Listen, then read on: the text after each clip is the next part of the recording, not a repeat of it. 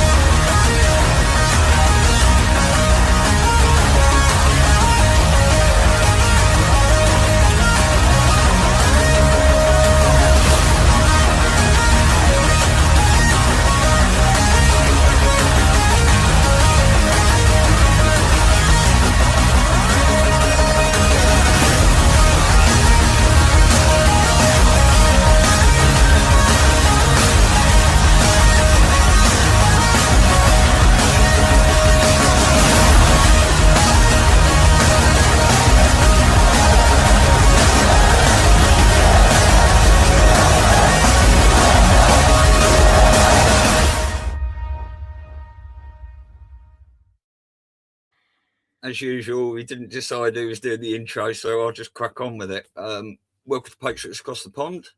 Good morning. Family Saturday Chat, episode 10, with Stu and Elisa. How are you? There's a lot going on at the moment, and I think a lot of people are downhearted. I'm seeing people are still so brainwashed and that. I've had a few examples of that today in the gym, and it's just, how are you? You all right?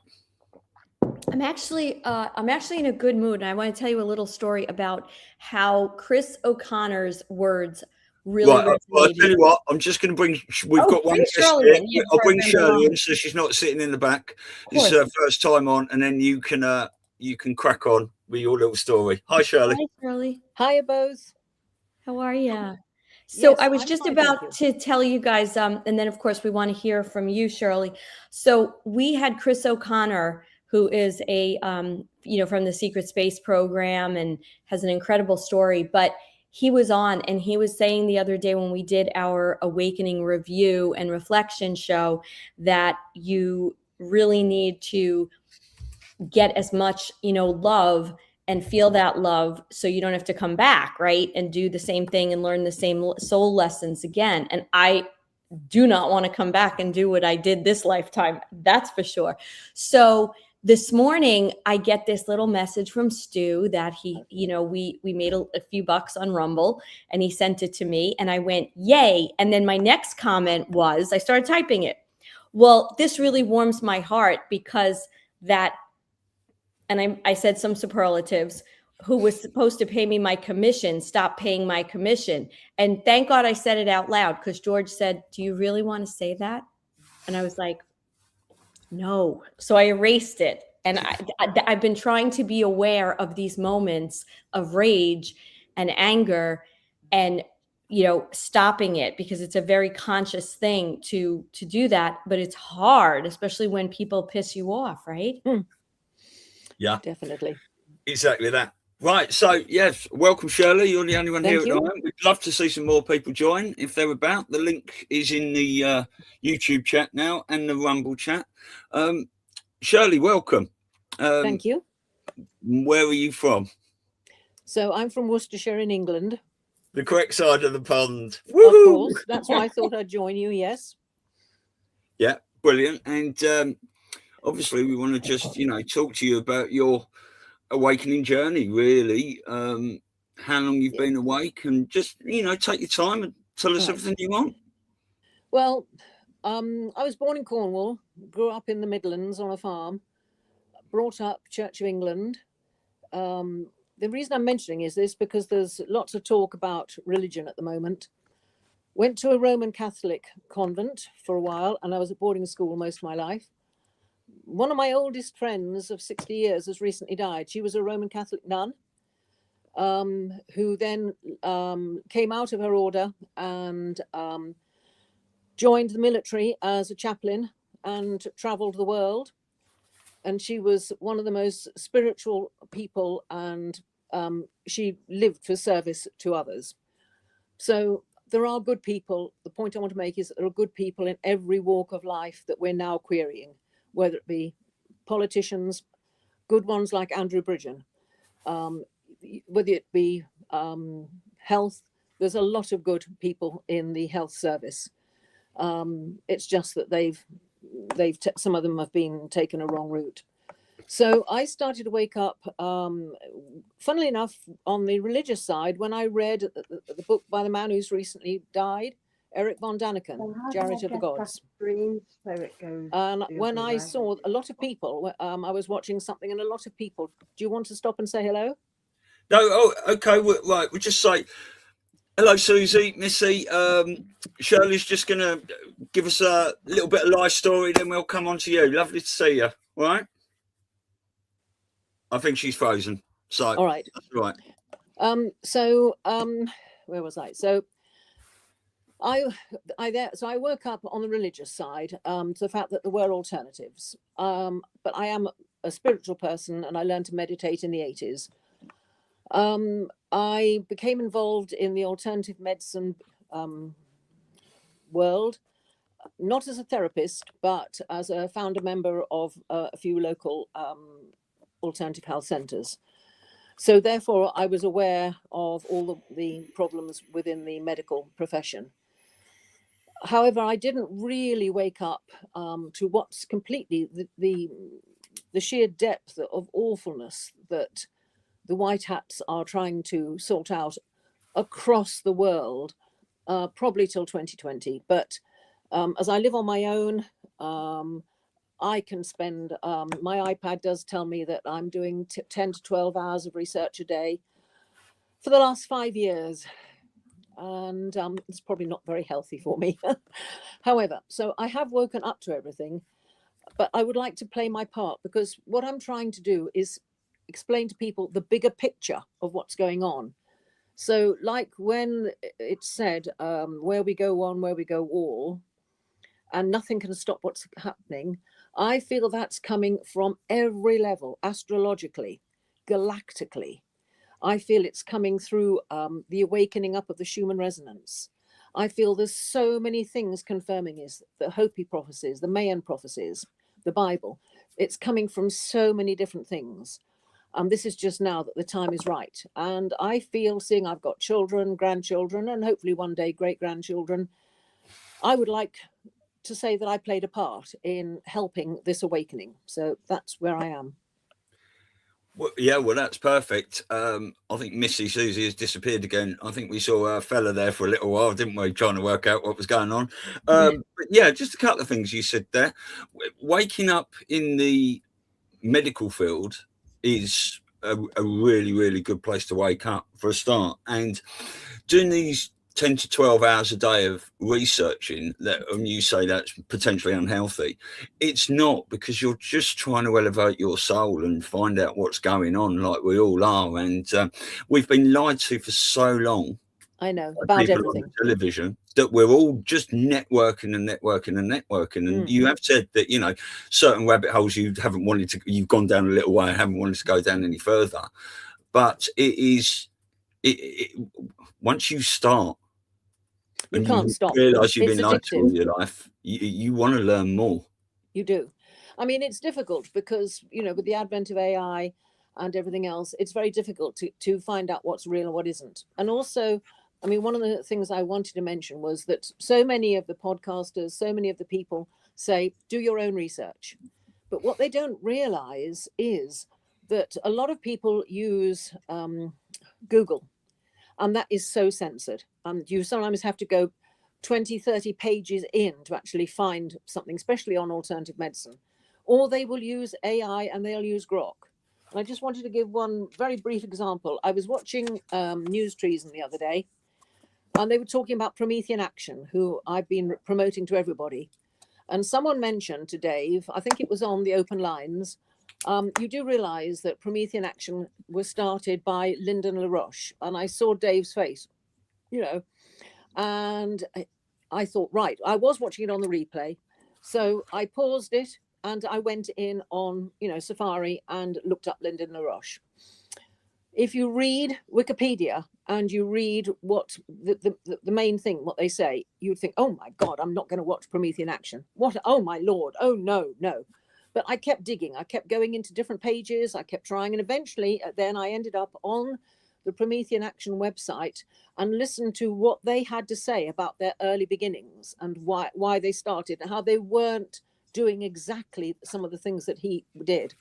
So I realized that doing your own research is actually, the guy on the couch talks very much about how you have to do your own research. But it's not always an easy thing for people to do. And the majority of people just Google it, and you don't always get the right answers. No, certainly not. You're talking about the debriefing there, aren't you, the guy on the couch? Yes. Yeah, he's done a lot of great work. Elisa? Yes, he has. Yes. Yeah, Yes. what So I as wanted you to what I wanted to say is, first of all, you look amazing, and age is a number. And I tell myself that realize every that. day, because that's another brainwashing tool that they've used to make us think, I'm aware. right? I mean, It's just that doing the research for 10 to 12 hours a day means you're sitting a lot in Wi-Fi. I mean, I use Sure. Shungite. Everything I've got sits on Shungite, and that helps to stop it. I do grounding and stuff to try to help mitigate it. But, you know, when I do listen to the things I'm listening to while I'm doing other jobs, but it does mean I am a lot of time in front of a screen. And so that's the point where I was meaning it's not always the most healthy. yeah. Oh, yeah. Well, this is why I go to the gym every day, out for a run or a bike ride, and I'm orbited in orgonite. I've got orgonite here. I've got it everywhere. Yeah, and I wear my Shungite, and I store all my water on Shungite. Have you come across Shungite? Oh, yeah, I've heard of it. Mhm. Yeah. Yes. Yeah. So, I mean, it's really, really good. It's mostly comes from Russia, but it's a lump of rock the size of London. It's massive. But you've got to pay the best to get the best quality. But I had a friend come to visit me when I first had Wi-Fi installed, and he used to work, Stewie will know this, Kinetic in Morven, as it is. And it's like a big scientific research place. And he was an electronics scientist working there. And he had all these equipment that showed what was happening. And he said, oh, you know, now you've got your phone connected to the Wi-Fi. Oh my God, that's giving off everything. So while he wasn't looking, I sat it on a bed of Shungite. I got it all ready. And I said, you test it again. He said, what have you done? Good God, what have you done? He said, it's completely gone. So all my electrical equipment, it's cost me a fortune, sits on beds of Shungite, which I wash and clean. I store my water on Shungite, and that completely cleanses the water. So there's things you can do, but it's still a bit of a problem. Sorry, I'm ranting. No. We Not like at people all. ranting on there, because the more you say, the less we have to say. Elisa, are you going to say something then?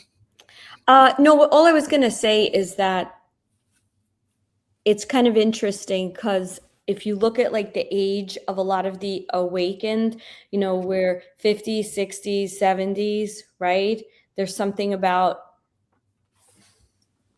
where we are in life that we feel this, you know, this compelling feeling to get involved and to make differences. And I'm not minimizing the younger generations, because they have their own spiritual journey and purpose that they've come in for. But we're sort of like, I hate to say it, a little bit of the cleanup crew, you know, like that's kind of what I think our job is, and to build the awareness and then set the stage so that the young people that are coming in at a higher vibration, you know, can start doing what they have to do. But I think that this idea of getting older, because I think about it all the time, you know, and I try to stop myself. And the best thing that I think we could do is just focus on the mission. And that will keep us young. Because I think if we can make it, this is no scientific basis for this, but I think if we can all make it another 5 or 10 years, I think we are in for some really, really cool ways to extend our lives. Yeah. Oh, yes. Exactly. I would certainly agree there. Yeah. Right, let's just see if Missy, can you hear us? Yes. Can you hear me? Yes, we can. Can you hear me? That's it. That's your third time lucky trying to come in. I told you I was a retard of technology. Oh my God. Hello, everyone. Well, yeah, it's lovely to see you. Right. Missy meet Shirley, Shirley meet Missy. This is both your first time on. Shirley's just given us a little background from her. Yeah. So would you like to do the same? You know, where were you from? When did your awakening happen, etc.? You're talking to me now? Yes. Yes. It's all you. Okay.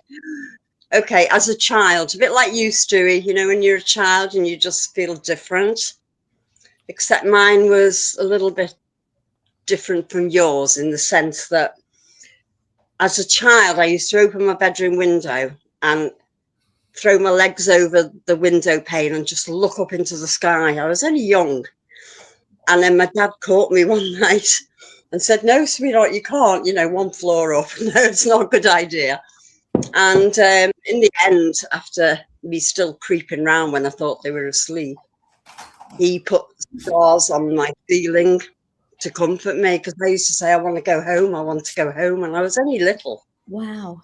And he said, you are home, you know? And I said, no, I'm not. I want to go home. I just knew something was different, although I didn't fully comprehend because I was a small child. And my dad used to work shift work. So when he was on night, I always slept with my mum. And my mum liked the company. And every night I'd get this cold round my head, like I'd stuck my head in an ice bucket. And I could hear this breathing. And after hearing this practically every night when I slept with her, I said, who's breathing? And she said, oh, it's your granddad. And I went, oh, okay. He died when my mum was 10, so I never met him. So I just knew there was a spirit world out there. And that's continued right throughout my life. Now, I'm not professing to be a psychic at all, but what is psychic? Is it just high intuition? Who knows? But all throughout my life, I've had like warnings, like audible voices in my head. Don't do that. Don't go there. You know, you're going to do this. And it's just continued throughout my life, which is really strange. But as a child, you know, like when you're a kid and you're got your nose pressed up against a sweet shop window, but you're not inside and all the other kids are eating sweets, yeah? And I was always the one on the outside. That's what it felt like. So, yeah, bit of a loner most of my life. Wow. Yeah, really strange. So, yeah, I'm highly intuitive, but whether that is psychic, I have no idea. It's randomly, things come to me randomly. But I just know that there's spiritual beings there. And I think it's got a lot to do with bloodlines, what type of blood you are. I've got a very rare blood type. I'm rhesus negative. Yep, so am I. I was all... Sorry, So you are as well. Yep. Yeah. What did you say that, Elisa? No, Shirley did. Yeah, no, I'm not that Early, blood. yeah. And I do think that has a lot to do with it. And also, Shirley touched on the astrological side, which has always interested me. And I was born with a retrograde Mercury, which is always a very difficult thing, like communication. And I'm always the one where I just get there and the door shuts. You know, I'm just not that lucky in that sense. So everything's always been a bit strange for me. I've made some notes because I'll just get verbal diarrhea otherwise. So you always ask, when did I wake up, right? So if it's a progression through my life, when it came to late 2019 and 2020, after years of looking at Jesse Ventura, for example, I used to listen to him a lot, you know, the grassy knoll, and he's a marksman, isn't he? And I thought, yeah, that's not right. And the whole Diana thing just didn't feel right. But in 2019, my first encounter with what was going on inside tunnels and with children was me reading Frazzle Drip. And I just, yeah. And they said, press play, you can watch it. I thought, no, I don't want to watch that. Why do I want to watch that? Just reading it was bad enough. And then that sent me off on another sort of train of thought. And like Shirley, I've just researched all the time until where we are today. But COVID came at a time where everything happened because I lost my daughter. And she was 34. And she had a seizure. she didn't recover. And trying to cope with that. Bless And then you. 10 months later, my eldest son took his own life. So I was just spiraled into the whole COVID thing, plus losing 2 of my children, my first and my second born. Bless you. And it's just my youngest son. And yeah, so the whole thing just went crazy. And the whole COVID thing, when it came about, I kind of bought it for a couple of minutes. Does that make sense? And I thought, well, what is this? Yeah. And then after that, this is bullshit. Absolute bullshit.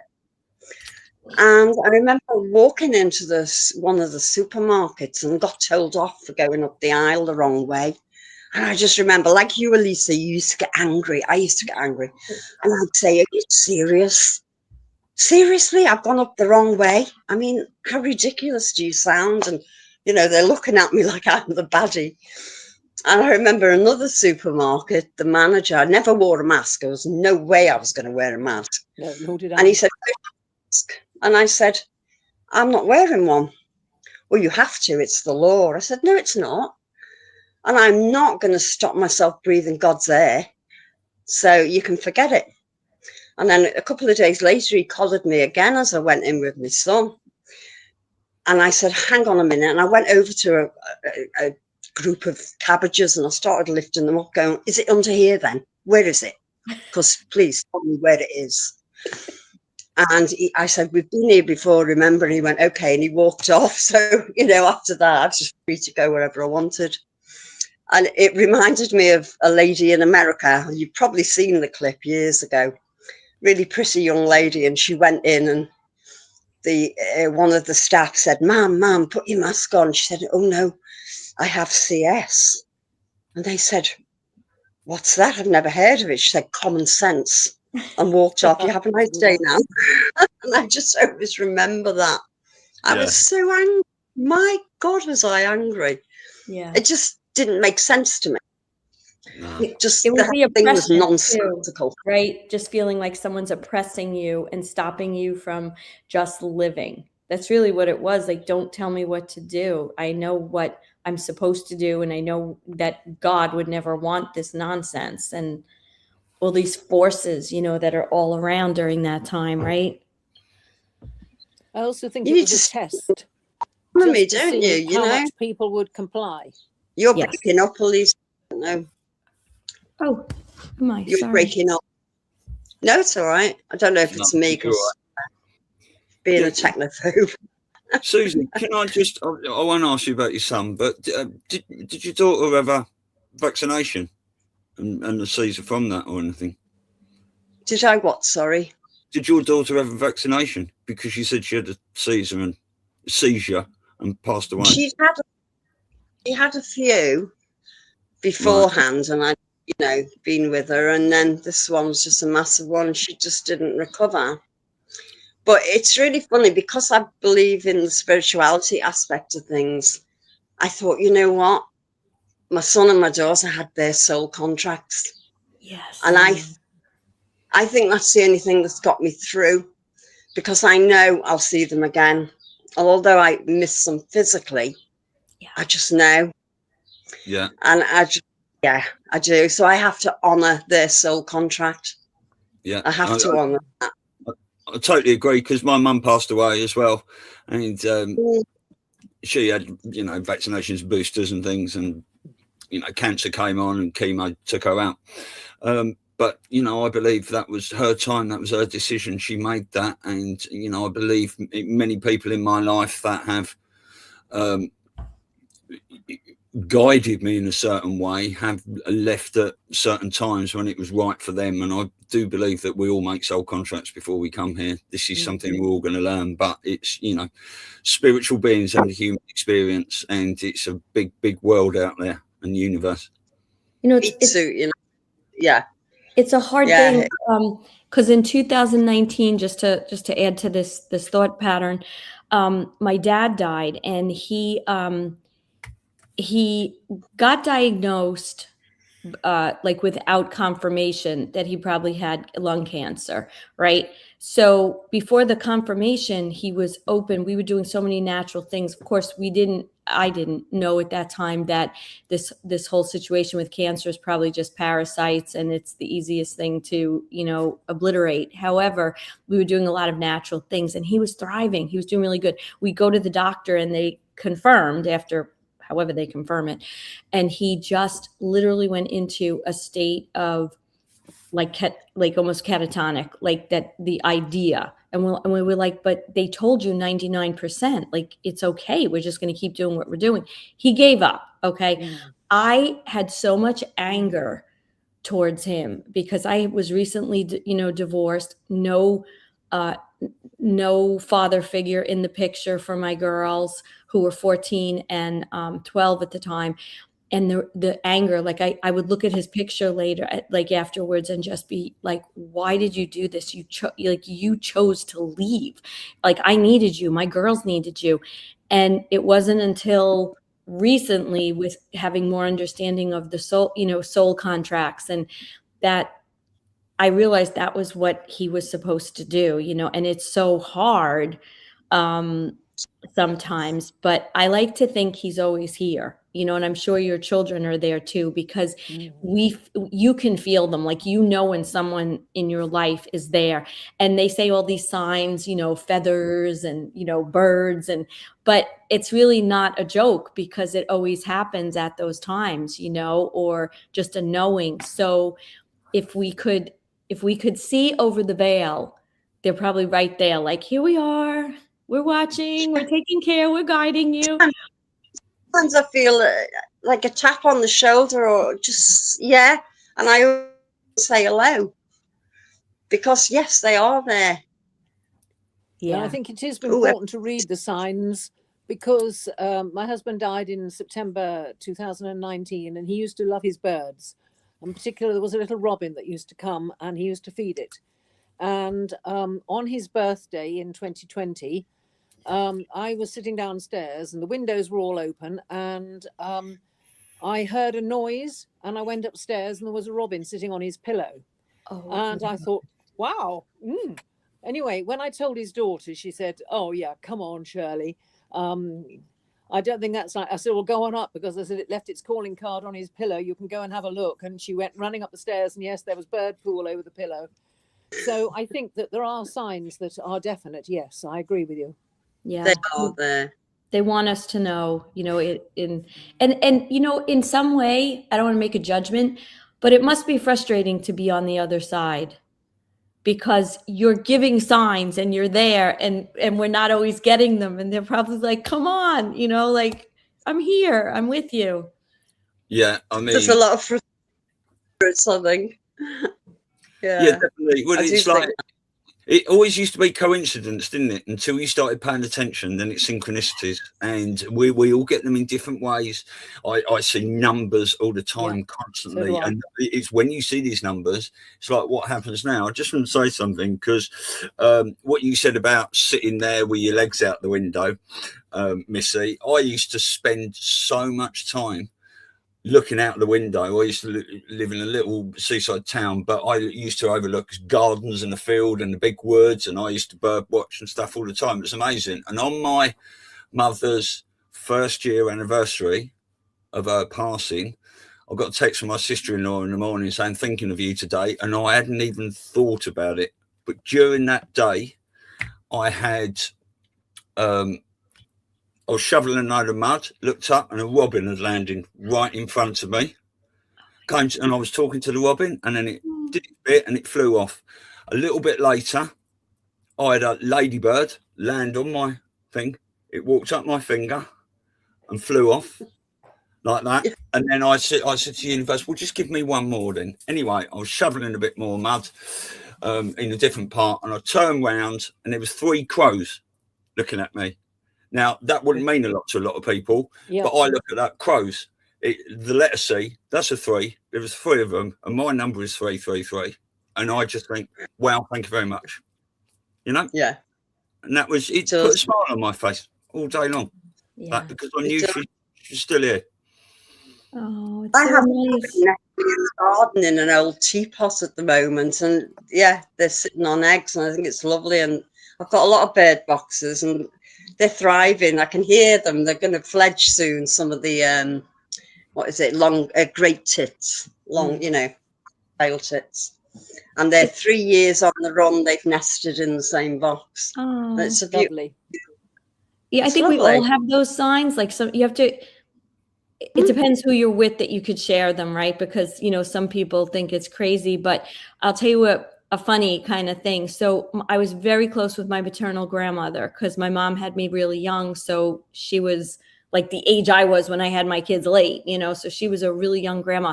Anyway, she died in 2008. We all said that Obama killed her because she was flipping the hell out, and she died like the next day after the election. And I'm not even laughing, but she was so freaked out.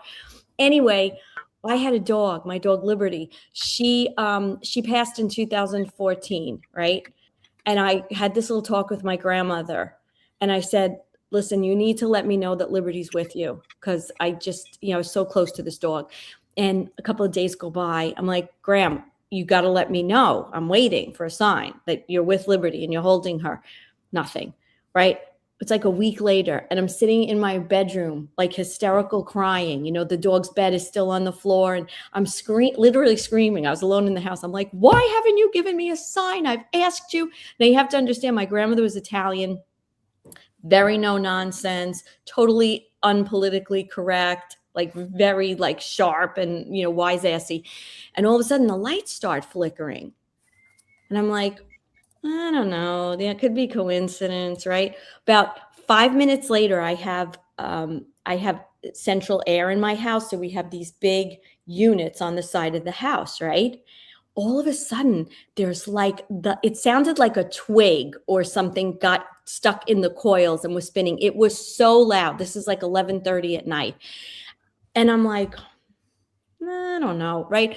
So I go to bed. My ex-husband brought a glass up that he put on his nightstand. He had like, I don't know, whiskey or something in it, okay? Next morning, I wake up and there's whiskey like dripping down the nightstand. But I look at the glass and it's in the upright position. Well, I look closer and there's a crack. And the night before I heard this weird sound, but I didn't pay attention. So that was it. And that was my grandmother going, all right, I gave you one, I gave you two. Here's the third, you pain in the ass. She's with me. And, you know, and it's funny because I think when we know the personalities of the people that have passed, I really do think when they communicate with us, they communicate with that personality or humor or sarcasm or whatever, you know, it is. And I have so many of those signs with my grandmother, like, because I'm usually like, I don't know. Yeah, something that you would recognize. Right, yeah, exactly. You go, yeah. I think they can speak from beyond the grave. I used to visit an old lady in Cornwall, and she'd got a heart disease where you're very breathless. And we were chatting. I've never been frightened about talking about death. I think it's something that should be spoken about more openly. And I was chatting with her one day, and I said, "Look, you know, I'm going home now. It's the end of the summer. I probably won't see you till next year." And I used to joke, and I said to her, "I hope you're not here next time I come, but I probably won't find out till I come down again." Anyway, she said, "Well, look, if I get a chance, I'll let you know." Anyway, this was quite a few years ago. I was sitting in my kitchen, listening to the Archers after lunch. And suddenly a voice came in my head and it said, Rennie Schwab has just died. And I thought, what? Where's that just come from? Anyway, I phoned my uncle later that afternoon, who lived a few doors up the road from her in this village in Cornwall. And I didn't lead him. I said, after the, you know, family chit chat, I said, any news from the area? And he said, oh yeah, do you remember my sister's friend, Rennie? He said, she died at lunchtime today.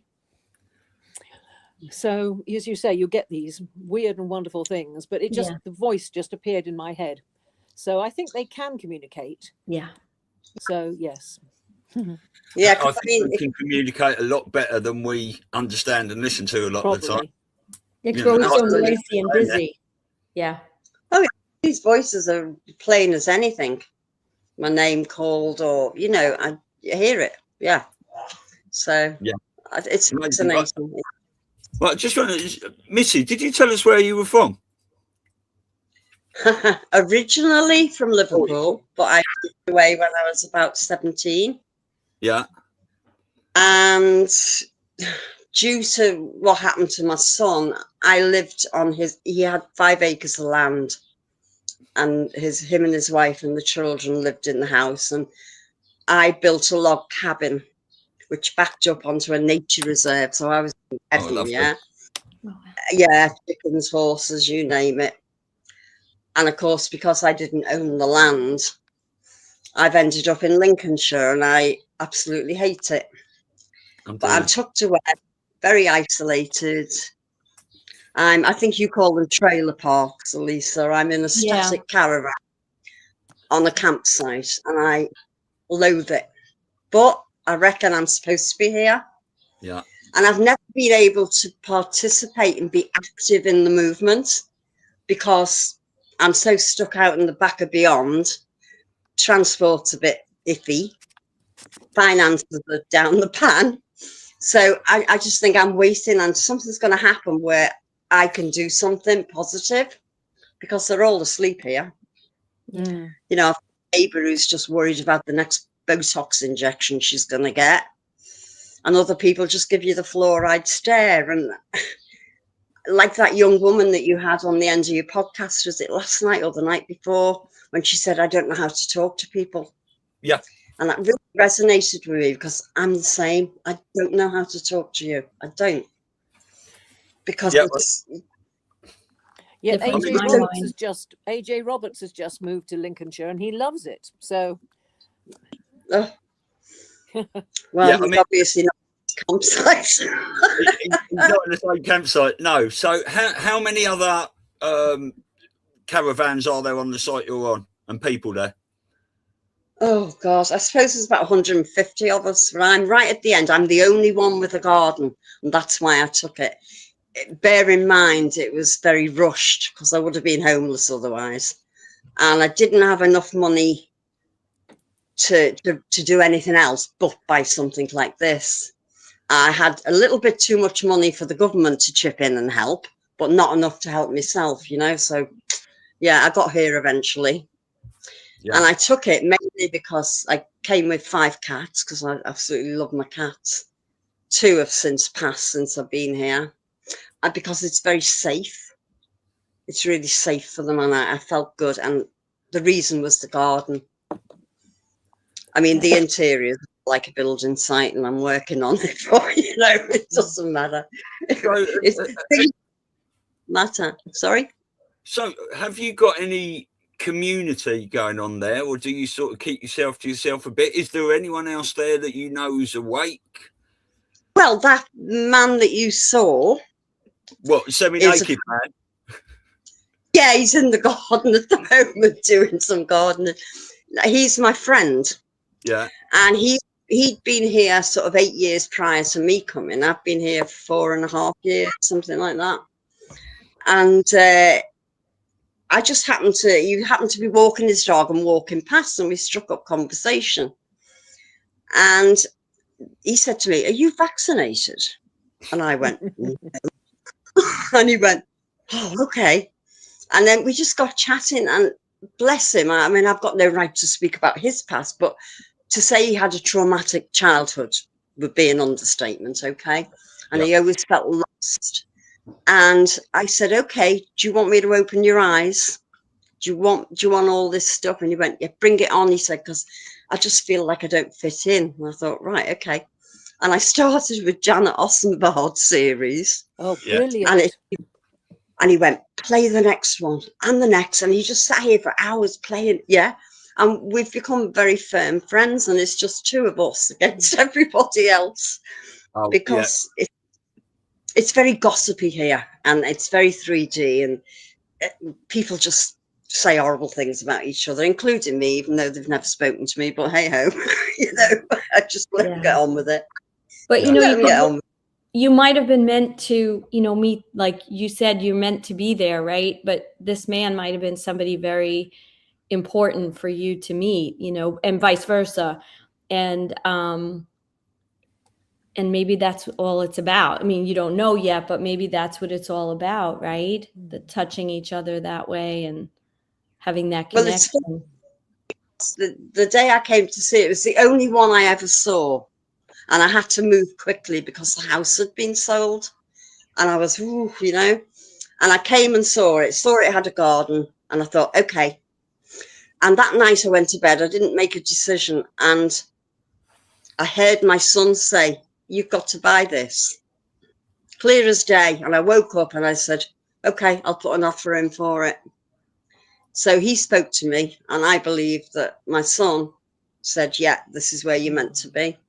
And you know, when they say everyone's where they should be, and even though I'm inactive in that sense, I just believe that, yeah, I'm going to be here to help, because it's going to be traumatic, isn't it? Yeah, It's going to be.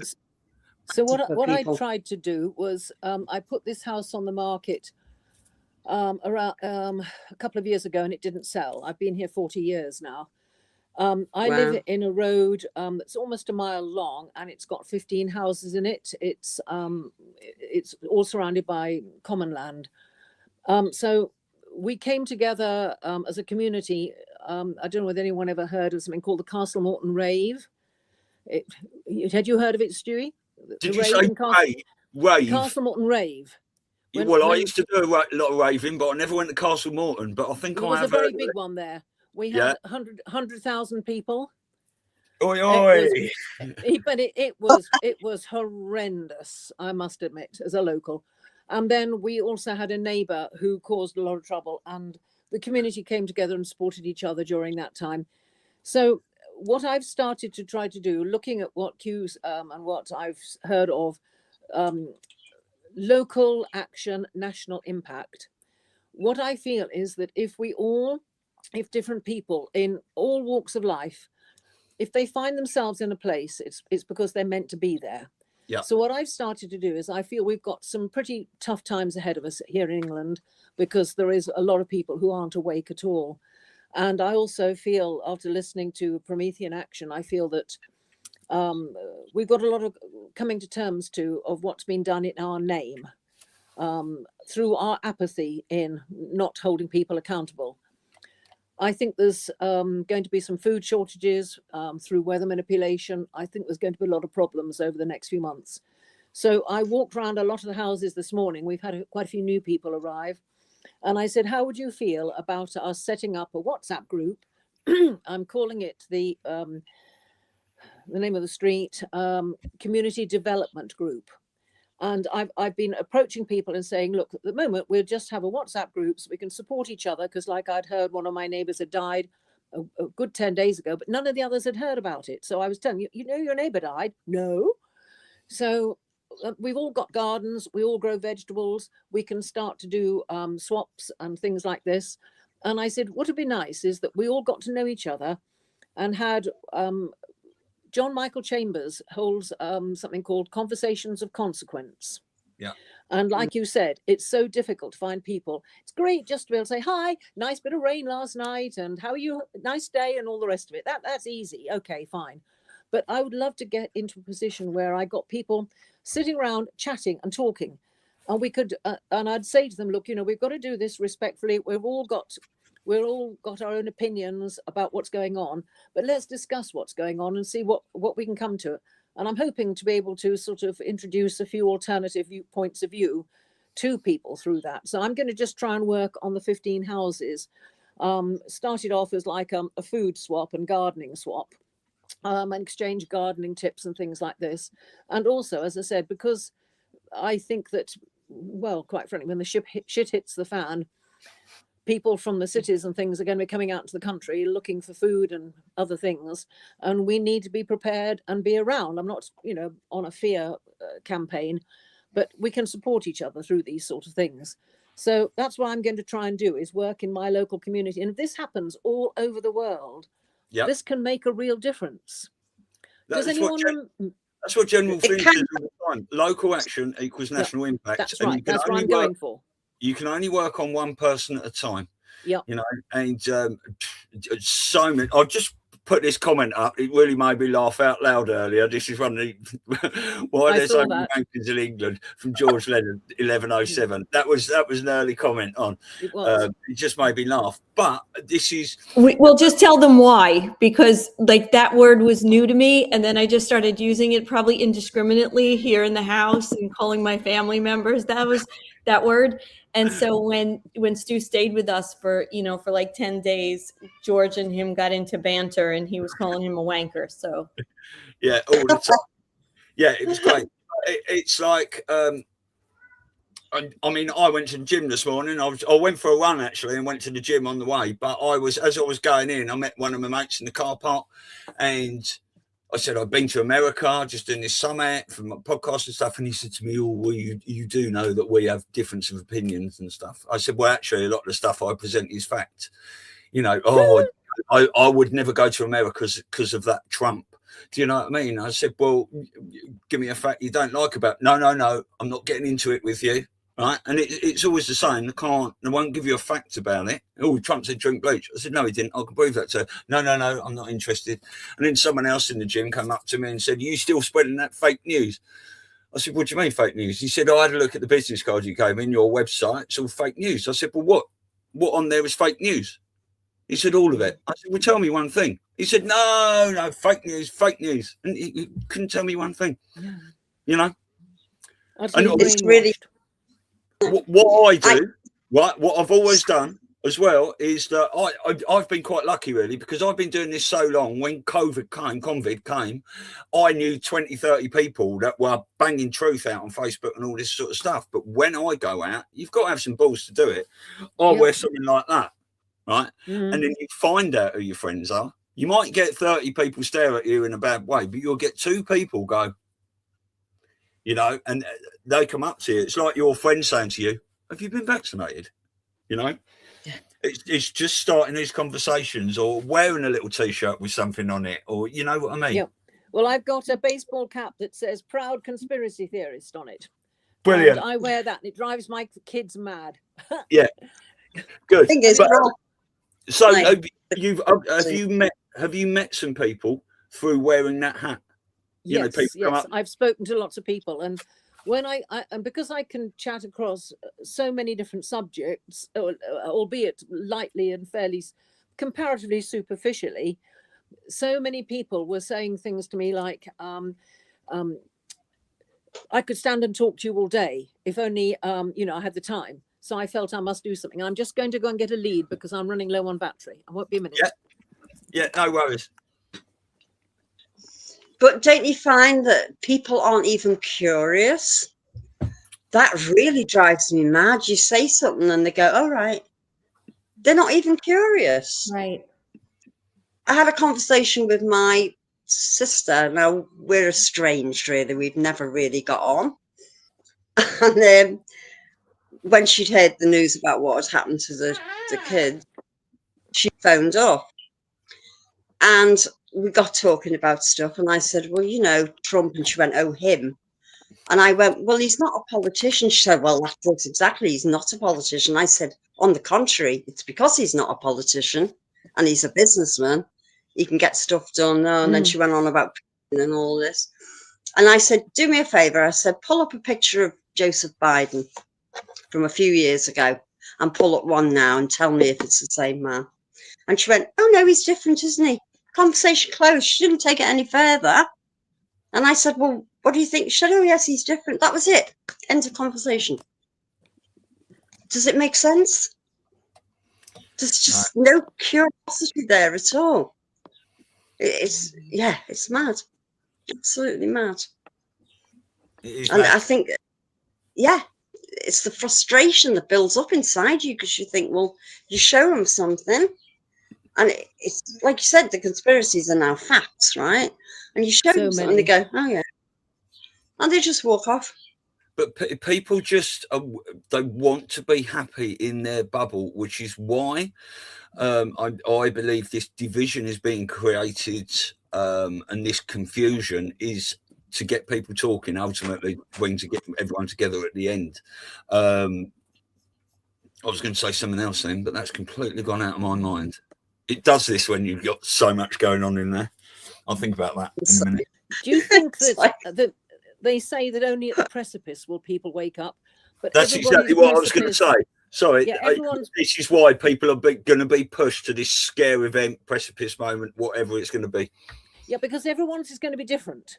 You know, for some people, it'll be finding out about their religion. For other people, it'll be a health matter, and that was one of mine. For other people, it'll be financial or the loss of a relationship. Everyone's precipice will be different, and will come to them at different times. And how they handle it is, you know, how they grow as a soul and a person. Yeah, well, I was thinking earlier as well that are we going to see some nuclear scare, fake alien invasion, or anything like this, a banking collapse as a scare event, or is the scare event actually going to be this tidal wave of truth that comes out for everyone, because everyone's going to be affected and take it in a different way, and it's going to be hard. We're going to have to be here for those people. Well, yes, but the thing is, when you look at social media, so much is coming out now. You know, on Facebook, Jamie Freeman's talking about the straw man. There's so much stuff coming out about everything in social media. You know, that you feel that it is all coming out bit by bit.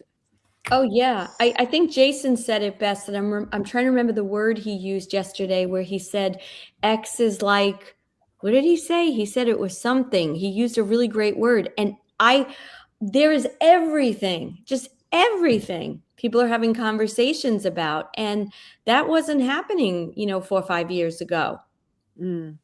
I don't see that many people talking about sports. I don't see them talking about celebrities, like all these distraction, dumbing down topics. People are asking or posting things about the world. Yeah, seeing about chemtrails, I'm always pointing them out to people because, during COVID, there weren't any planes flying and there were no chemtrails. We had a wonderful summer. And you see them all the way. I mean, I do debate now whether they're actually doing any damage. I know that those people have reported in areas that, it's exacerbated wildfires and that they're finding aluminium and different things on the ground. But I do wonder, because nature seems to be, certainly around here, recovering very well. Same here. Yeah. And what I'm saying to people is we can't hold people accountable until there's enough of a hue and cry of people saying, look what's happening. We didn't ask for this. We didn't vote for it. It wasn't on, you didn't say that you were going to do this. I've tried saying to people that the British government have actually said that they're spending 50 million to try to dim the sun because of climate change. And I tell them that is actually on the our government website, and people still don't believe me. So as you say, it's not easy. You can't talk about chemtrails if you don't have any chemtrails in the sky. Exactly. Yes.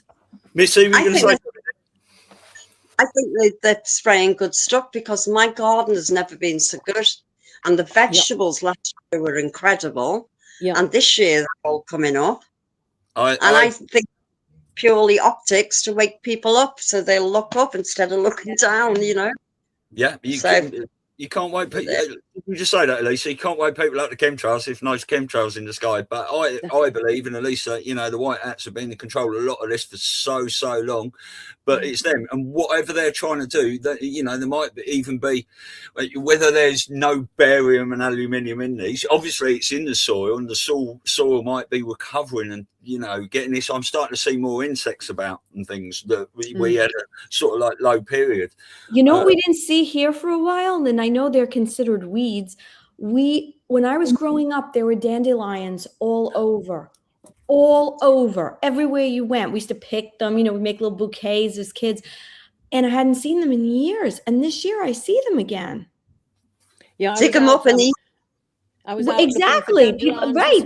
My grandpa used to make that all the time. Yeah, I use my intuition. I've recently got into foraging and growing a lot of my own herbs.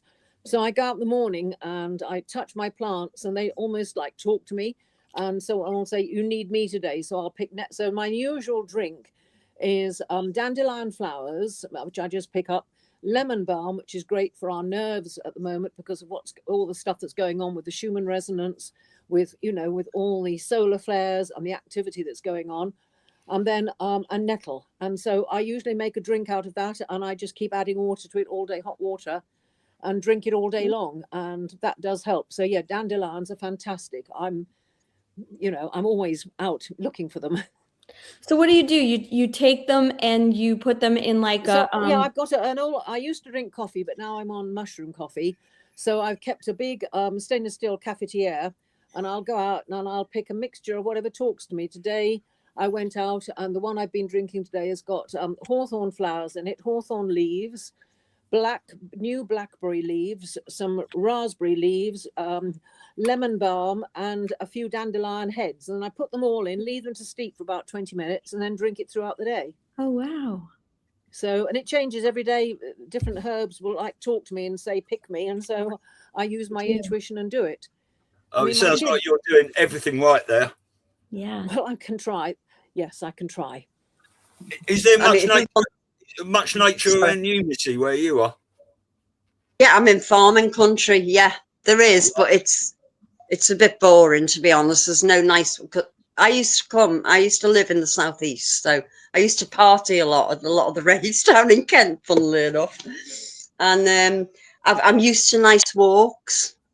And I lived in Leighton Buzzard for a long time, and the walks and the woods and everything. And here it's just, yeah, flat and boring. We can go up to the wash, but it's just open. It's not very nice, to be honest. Yeah, well, there's a tiny. Takes 5 minutes to walk around, and I usually walk around it 6 times. You know, it's all right. My time will. At least you're breathing a lot better air than a lot of people are in the cities and stuff. So, you know, just going back to the chemtrail thing quickly, it's like, what would you think would be the purpose of, apart from the fact that you can't wake people up to chemtrails if there's no chemtrails in the sky, what are they doing? Do you think there may be a lot going on up there that they don't want us to see just yet? Or that is certainly one theory that I've heard. Yeah, hence all the clouds they're covering up stuff. Yeah, definitely. But also, I mean, the chemtrails, there's no two ways about it. They do create cloud cover. As I commented on one of your earlier shows when they were talking about weather manipulation and chemtrails, I suppose it's also DARPA and HARP that are being used. And I feel it's got to the point now where the deep state, or whoever you want to call them, they've got to the point where they're just throwing everything at us. They're affecting the weather, because that's affecting, you know, I come from farming stock. I'm feel like up on the hill above me, there's an old clay pit, and it fills up with water. It hasn't got any springs or streams to it, but it fills up with water. Yes, every summer it dries out. Unless we have a very wet summer, it dries out around about the end of August, beginning of September. It's dry now in April. So they're affecting everything. And so I think that they're using weather modification to actually affect the food. If you follow the bowler-hatted farmer, he talks about all this. You've probably heard of him, Stu, have you? I'm not sure I have, actually. Bowler-hatted farmer. I followed him and Catherine McBean a lot through the COVID. But the bowler-hatted farmer, he is a bowler-hatted farmer. Yeah. He's a little bit of a doom and gloom merchant, but he talks a lot about what's going on in farming and how it's affected by the different things. And he set up the food and farming hub, so that if you want to be able to avoid the supermarkets, you can actually go on the hub and buy direct from the farm. So he set up these, like Catherine McBean set up the one for going and getting alternative health through the different hubs. You could find out what was doing during the lockdowns. So yeah, amazing. So what's taken your eye in the news? And I use the word news lightly. Obviously, we've just had this disclosure drop yesterday. There's a lot of people looking into this. A lot of people are writing it off. A lot of people, I've just been watching Josh Reed. He's really digging into it. And I believe this is just the first drop of many, because we've all seen tic-tac-toes and these little lights flying about and stuff. There was some couple of videos dropped yesterday that I saw about what they call crop circles, be informed. I don't know if you've seen that video years ago about those orbs floating about in the crop circle for me. Yeah. I just had to cut the new ones now. So all this stuff is certainly being seeded into the narrative. Mm. I don't know about you, but I just think, yeah, it's coming. That's coming. It's going to be big, isn't it? Something's going to drop. It's all coming. It's all going to drop. Yeah. Doesn't he want to drop more files about UFO and disclosure, Area 51, all of that? Mm. Well, I mean, if you follow Laura Eisenhower and her talk, and so many different people have talked about the fact that Stephen Greer, but although I'm doubtful about him at times, but there is an awful lot about the fact that we've had alien technologies and that we're using them, and that's a lot of the stuff that is hidden from us and that we aren't allowed to use it. So it is about time that it all is disclosed and comes out. I must admit, I haven't watched too much of that. I listened to Open Lines when I woke up this morning, but I went to bed last night listening to Patriot Underground's latest monologue. I don't know if you've heard it. I've actually clicked it. That's really interesting, because what I want to do, I did want to play that and just get people's opinions on it, really. He's gone off on a completely different tack. I'll just find it, because people have been, I'm getting different, what am I saying? Different opinions of what he's trying to say. Yeah. It's controversial, isn't it? You've got, different opinions on it. But he's making a lot of sense on one level. I mean, if you listen, I started listening to Jan Halperis right back when she first went on GB News or whenever it was. And I started following her on Truth Social. We're aware that everyone's getting exhausted by what's going on and trying to make sense of it all. If we had to wait until everybody woke up, I wouldn't see the awakening properly happen. No, I don't think we'd ever see it if that was the case. Yeah, they can't do that. They know that. No. They're pushing people really hard now, and they're pushing people really hard because they know that the hammer is going to drop at some stage, and if you're still looking away when it goes down, it's going to be fucking painful for you. Well, that's why I see people like us as the bridge. Yeah, we're helping people to cross. Sometimes people need help crossing a bridge, and that's what the part I see us all playing. Yeah, we've got the first wave of volunteers, the second wave of volunteers. My friend Malcolm is the second wave. I'm the first wave. Yeah, and we are where we want to be. And I don't want to be negative where I live. No, I don't like it. But my sanctuary is the garden, because it's completely private and it's big, and that is my sanctuary. Yeah. So I just shut my door or whatever, and I'll be happy in my own space, which is important. Yeah, I mean, I've looked at that. I'm sort of like the cusp of the second wave, really, I believe. But it's Dolores Cannon said some beautiful things, hasn't she? And I played that, that telepathic volunteers video for Elisa a few times. She absolutely adores it, don't you? Yeah, I do. Did you ever come across the telepathy tapes? The telepathy tapes? Tapes.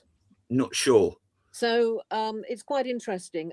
People, and this is what I feel about our intuition and stuff coming in, and we're evolving. So the telepathy tapes were done by somebody who realized that non-verbalistic autistic adults were communicating through their carers via telepathy. So they started to do some research on it, and there's the 10 telepathy tapes, and then there's a telepathy tapes Facebook group as well, where people put in similar experiences. And what they found that these young adults were talking about were absolutely amazing, and it makes you realize about the human consciousness. So, like, one of the things that there was some young adults that could, for example, they could take a book like this, they could put their hand on it, hold it there for a few moments, and then you would open it, you'd say, right, page 134, line 10, and they'd tell you exactly what it was. But it also got to the point where a lot of these non-verbal autistic young people were saying, oh, we meet on the hill. We see our friends on the hill. We're not isolated. These were people who've never left their house, or if they have, they've never left their village or their garden, and they're all over the world. And they said, oh yes, so and so, they live in Spain. So there was one particular one I listened to, and this young lad, he lived in Mexico, and his girlfriend lived in Spain, and he spoke to her regularly on the hill. So they went and they researched till they found her. They got a whole lot of photographs. They took it to this young man and they showed him, and he picked her out straight away. He'd never left his village, but he met her on the hill through his mind. Wow. So what I'm seeing, when you look at the work of Lee Harris and the future human that is coming, what I'm seeing is a lot of hope, because we're going to come into abilities that can only be guessed at, but that are deep within us, that are God-given right. So when you listen to things like the telepathy tapes, they really give you a lot of hope for the future of humanity. Wow.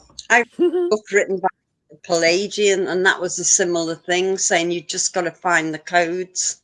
It's like a library. Someone's come and messed all the books up and swished them around, and you've got to put them in some kind of chronological order, yeah? And once that's in order, our inherent gifts are going to come to the fore. I believe that. Who's that guy? I can't think of his name. You might be able to remember, Stu. He goes on with Rambo. He's autistic, and he just does all these decoding. That is. And someone said to him, "You suffer from autism." He said, "No, I don't suffer from it. I am. I just have it." He's coming on our show in a couple of weeks. Oh, good. Is he? Oh God, his mind is incredible. Yeah. He's amazing. He just blows people away. I don't know if you've seen his whole monstrosity dig where he goes into the Charlie Kirk shooting and drop 4, 5, 6 and stuff. It just blows your mind. Is that when you watch things like this, you just know there is something bigger going on. You know, and it's not out of our hands because we're part of it. We've got to man up and woman up as humanity and get involved. But there is something much, much bigger going on. I think so. Yeah. Let me just play this Patriot Underground video because this is good. It's only 2 minutes long. I just want everyone's opinion on it because I think it's great. I'm going to leave you all with some thoughts to consider until we meet again. And this was actually taken from a post that I made, put out earlier today. I said, if you are increasingly losing interest in decoding the comms, and you find yourself gradually disengaging from the endless series of psyops as your primary method of navigating 5th generation war, if you maintain your belief in Q and your trust in Trump, but still feel compelled to criticize the optics and question the plan in the face of uncertainty, if the label of panic-in or black pillar rolls off your shoulders when people attempt to shame you for speaking openly and honestly about rising existential threats, if you can recognize that being a patriot is not synonymous with being a sycophant, congratulations, you've just leveled up. Don't allow anybody to convince you otherwise. And then I added to that, saying for those who disagree or don't understand, take some time to contemplate the final word Q left us with and ask yourself, what does it really mean? I mentioned that a little bit earlier. And then reevaluate what you believe to be the true objectives of this operation, which I outlined tonight, and how the increasing insanity is tilling the soil for humanity to grow. A few questions to ponder. I've already described this to you all tonight, but I might as well just round out the post here. What is binary thinking? How does it reinforce the matrix that we've been tasked with deconstructing? Does the role of anons go beyond what most of us could initially recognize? Food for thought. Yeah. See, I think that's a great video. We did our first interview with Patriot Underground on Mark Abraham's last show, and what a perfect show to meet Patriot. brilliant. I actually love him, and we had a 30-minute discussion when we stopped going live and that, and it was just a beautiful experience, and I love the man. And I did say to him that I know he's sort of like changed his direction a bit because he was doing very things, but I did say to him that your 1 hour shows that you do, roughly 1 hour, where you just, because he does his coffee chats and he does his interviews and things, but he does a 1 hour show, situation update analysis, are some of the best shows you can watch to send to a normie or anyone else, or even for me to watch. That is just, he rounds everything up that's happened in the last week or 2 or 3, and they're just brilliant to watch. And you know, he's obviously made some decisions to go back to doing that, which I find fantastic. But he's a lovely man. I think it's what he does best, is monologues. Yeah, he's brilliant. I love him. I do. Yeah. I've followed almost since he started, and I went back and, you know, I think I was a few weeks in, and I sort of went back and saw him from the beginning, and followed him ever since. He's just wonderful. And he's been through some tough times as well, where he's really, you know, asked himself, am I on the right track? And I think we all have to do that.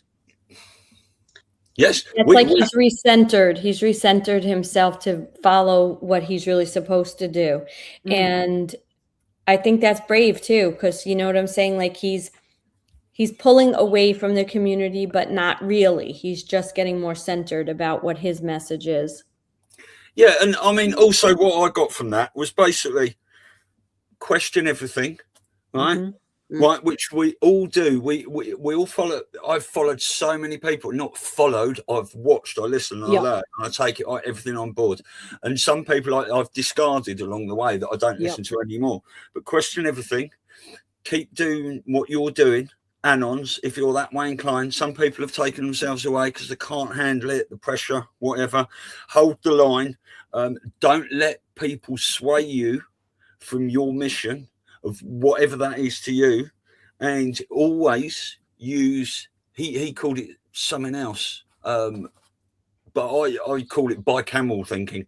So whenever you see something, Bernie Bright talks about this on Devolution Power and Badlands Media, bicameral thinking. Whenever you see something happen, ask yourself, are the white hats in control of that? Are the black hats in control of that? You know, and you can come up with different conclusions and then say, oh, that makes sense that they would be doing it for this reason, etc., etc. So just basically keep doing what you're doing and question everything. That's what I got from that. How many times are the words fear not mentioned in the Bible? And I'm not a big Bible person. I don't know it that well, but I think it's something like 427 times. Fear not. I think people have made memes about that, and because that's how we're controlled. That's how we're controlled. You can't possibly get a clear message and the truth if you're living in fear, and that is just been the perfect way, and we see it all the time. I mean, COVID was the best example. People were more afraid of dying of a disease that they would actually put something into their body that they had no clue if that was going to hurt them, harm them, or be detrimental, right? You mean?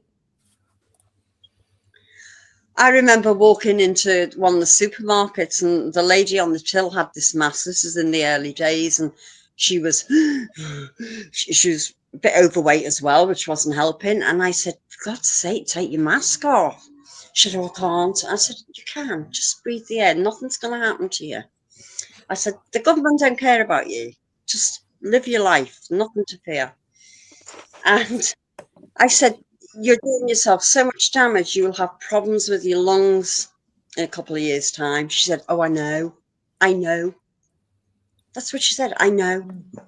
So she knows, but she's still going to keep the mask on. It's just madness. It's madness. Yeah, I just want to say, Richard's just made a comment. I'm sleeping all day because I'm tired of being alone on this journey. Well, Richard, you're not alone, because we're all here. Anytime you want to come on here and have a chat, you're more than welcome. Or you can send us an email. all mine and Elisa's emails are below this link, personal and Patriots Across the Pond email. And, you know, these two guys sent me emails, you know, as a chat and that. And it's nice. It's a great way to start. And they've both come on here today for the first time. And I think both on fire. You know, once you come on, you sort of forget the camera's there, really, don't you, when you're chatting to like-minded individuals. And we are, whatever the shape of the earth, whether it's round, flat, bigger, and hexagon, whatever, or in a matrix, we are dotted about everywhere, isolated. And I believe that was the whole point of it. The fact that, and I say it all the time, if we were all put in the same area together, we'd all be in the field, wouldn't we? Sitting around the campfire, you know, having a laugh and a joke, and it wouldn't have worked. Our ripples wouldn't have, you know, flowed out into the rest of the people around us, even though it feels like it doesn't work a lot of the time. The more seeds you plant, the more people have heard it, whether they want to pick up on it or listen to it or act on it, it's there. So that when they hear that from somewhere else or the mainstream media, they're going to think, oh. But I think humour is, you've got to laugh, and I laugh all the time, even though it's been horrible. And you go through all this, you hear all these dreadful things, but you have to laugh. It's good for the soul. Have to. Well, we were only talking yesterday, weren't we? How these memes have kept us all going. There's so many great video editors and meme makers and stuff like that. I've made plenty myself, but so it's creative. Just laughter. You know, it throughout all this sorrow, not just only of losing people we love and friends and family not talking to us, you know, and many other things, is that has kept us going. I will tell you, I was like, I would say the breakdown point was after watching the 2020 election and watching the numbers change. And I was a lunatic, literally a lunatic. Anyone that would listen, most people wouldn't. But I was like, this is a coup against the Republic. And I was like freaking out. And it got really bad, like really bad, that, you know, my stomach was bothering me. I had to go to a doctor. It was so awful. She's telling me I can't come in unless I have a mask. And like, I'm telling her, but it doesn't work. Well, that's our policy. Anyway, everything was just coming. But when I got home, one of those days, there was a meme. I think at the time it was Parler. I don't even think we had migrated over to Telegram yet. And it was the one with the guy, like the coffin, and the guy like with his leg out, and it says, shit, I gotta go vote, you know, because they were finding all the dead people. And that literally, like, I just would look at it like constantly and laugh. And it just broke a lot of that, you know, the frustration, the pain, the anger. And so these memes, you know, God bless all the people who've made memes, because it really has helped so many of us to just breathe a little bit, you know. Through, haven't they? They have. And I don't know if I find it really sad. I see so many people shuffling along. Do you find people shuffling? It's like they can't walk properly. They're just shuffling along, and they just, oh, you know. That's probably me then. I said it's probably me. I mean, I reached one of my precipices when I ended up in hospital in November 24. And one of the things they did diagnose, amongst all, to be fair, we're lucky here in England, we have the NHS. So to be fair, that they did a lot of tests on me, mostly to find out what I hadn't got. I did end up in the stroke ward for a week. And I joked with my family. I said, for the first time in my life, I feel totally sane and normal, because bless them, the lady in the bed next to me was convinced she was on a ski holiday. And, you know, she was looking for the snow, and she was doing this with her skis all the time. Oh my gosh. So I felt completely sane. But they did diagnose peripheral neuropathy. So because I said to the consultant, you know, when I walk and I've watched myself in the mirror, I'm walking normally, but I feel as if I'm doing this. I feel as if I'm walking on a waterbed. Anyway, they diagnosed peripheral neuropathy. So I shuffle along at times just to keep my balance. But where it brought me to a precipice was they couldn't find out what was wrong. They wanted to put me on all sorts of drugs. And I said, look, what I'm gathering from this is my body is talking to me. These are the cumulative lifestyle choices I've made over the last 50 to 60 years. Some inadvertently, but some consciously. It's up to me to try to put it right. Because one of the things I want to stress to people is that to work out what it means to be a human is we've got to take responsibility for ourselves. So like, you know, you go on social media, you see all these Ozempic patches and stuff. Yes, okay, you can lose the weight, but you're not changing your lifestyle. You're not taking responsibility. You're sourcing your sovereignty, your divinity to an outside source. So I came back and I researched like mad, and I've made a terrific amount of changes to my life to try to get my health back. It's my responsibility. Yeah, the NHS is wonderful. You fall off a roof, you get shot, run over by a car. They're brilliant to put you back together again. But anything else, and to be fair, when I told the consultant that, the nurse behind him was going out at me. So, but yeah, so I think that was my precipice that really made me change and really made me look at things. So you just saying shuffling along, I would like to be able to walk better, but I do it carefully so I don't fall. You've got a valid reason. I'm talking about the people who are shuffling along with no purpose because they're lost. Yeah. NPCs and clones. Yeah. Absolutely. And shuffling along and their head is down. And yeah.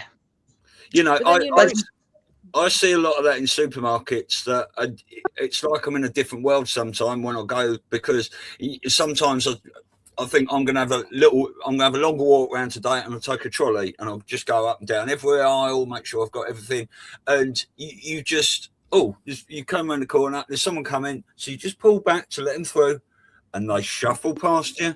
There's nothing there, right? There's no thank you. There's no acknowledgement sometimes. Vacant. They're vacant. Vacancy. Yeah. I haven't been in a supermarket for over a year. I try to shop just locally, small produces, and eat really simply. But do you think, I'm just trying to remember as we were talking, I don't know, it was Rudolf Steiner. There was somebody who, I can't think who it was now, who said that a time will come in the future when a vaccination will be brought out that disconnects humanity from their spirit. Yeah. I can't remember who it was now. I'll try and remember. The Pfizer document that came out with those almost 1,300 side effects / effects on it, the number one side effect on that is 1p36 deletion syndrome, which is messing about with people's frontal cortexes in their brain. Now, we've obviously discussed how many of these were bad, how much did the military get behind, potentially white hats, and how much saline was pushed out. But we have definitely all seen some effects from the bad stuff that potentially got out, you know. And if that is the case, you can understand why. And it's also, like you say, disconnecting people with their soul. And also it's, you know, there's a lot of information out there that these people are no longer Homo sapien. They are Homo borgenesis, patented by Big Pharma. Yeah, it was Edgar Casey, not Edgar Casey. It was him who brought out that comment. Yeah, crazy. Well, you know, I can tell you, like, personally, you know, I've been a health and life coach now since 2020, and I find it hard to do what I was doing, because it does what I'm trying to bring across and teach people about how to take care of themselves spiritually, mentally. You know, it's not just cut and dry health. It's not just cut and dry thought. There's a spirituality to it. I'm having such a hard time, and I've been talking to Stu about this. I can't really operate anymore in the business community that I was in, because I, you know, work with lawyers and accountants and all these people for referrals. And I had to make a big decision lately to say I have to pull out. If God wants me to help people in my coaching, then it'll come some other way, because you can't isolate everything that we're feeling at this point to like one aspect. It affects everything. You know, like I had clients that were complaining because they're going through divorce. oh, I have this really big tax, that I have to take care of with the IRS. I can't not say anymore, you know what? It's all nonsense, and the IRS is probably not even in existence. And because, like, you know what I'm saying? Like, we're moving into different realms that I don't want to say that I only want to help people who believe what I believe, but I need to be in a place now to help people that are struggling with this ascension and with what's going on the news versus what's going on as we ascend. And that's where I feel like there's this disconnect or changing of timeline, because I can't not say these things. Like all of us, we can't not say what we know to be the truth anymore. Mm-hmm. So then we have to pull away and lose and kind of say goodbye to a world that maybe we were in for a long time. And it's sad, it's angering, it's scary. But I think that's where we're going to see this timeline shift. And then hopefully we start to come back where people start uniting again. But the interim, I have clients now that just talk to me about, I have no one to talk to. Yeah. Because there's so much happening, and I don't have a particular issue that I want to work through or get a handle on. I just need someone of like mind that I can talk to. And that's really sad, but it's encouraging and wonderful because we have a community. But I mean, when you think of it, our consciousness can have a massive impact. Many years ago, I used to follow something called the Global Coherence Initiative, and there's the Heart Coherence Collaborative. And they've got these random number generators all over the world. And obviously they're random number generating. There was a couple of points that stayed in my mind. The Boxing Day tsunami, the death of Princess Diana, and 9/11. Because the consciousness of humanity altered during that time, for a brief moment, the random number generators gave the same number. So we can have a massive impact. Yeah. When you look at the work that the Fountain Group did back in the 70s and 80s, have any of you heard of the Fountain Group? No. So this was a group down, I think in Sussex, I think it started out. And it was a group of people who got together to meditate on bringing peace to their area. And after a while, they contacted the emergency services, and because we had one where I live and I joined it, where they said, look, could you, during the hours that we're meditating and putting peace and love over our area, will you make a note of the 999 calls that you get and see whether we impact it? When that group was working, the 99 calls reduced significantly. Wow. All across that whole area. So I think that we can have an impact when global meditation and stuff. Oh, haven't we got prayer day coming up? 17th of May. 17th. Yeah, I think the world. Yeah, powerful impact. Yeah, I was part of a group for a while that at 11:11 a.m.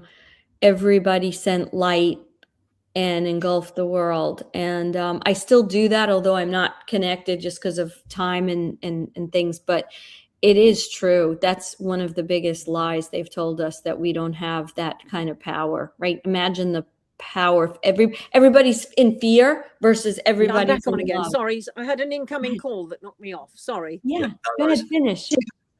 So I was just going to say, I'm sorry. I did a couple of massive group meditations throughout the COVID lockdown period and stuff like that, and it was, so many people online and stuff, and I would hope that put out such positive energy into the ether, universe, whatever you want to call it, but people were all doing it worldwide, and it was like a fantastic time. Sorry, Shirley. Fountain Group. Yeah, the Fountain Group, that's how they work. But also Pam Gregory does one, the astrologer, she does one at 7:00, doesn't she? I try to look across all this thing to try to get the bigger picture. And Pam Gregory, the astrologer, she has started doing 7:00 on a Sunday, but it's now 7:00 most evenings. And people all around the world are joining in, working for peace. And I think this can have a massive impact. I mean, it says in the Bible, doesn't it? When two or more are gathered in my name. So I think we have to work with that.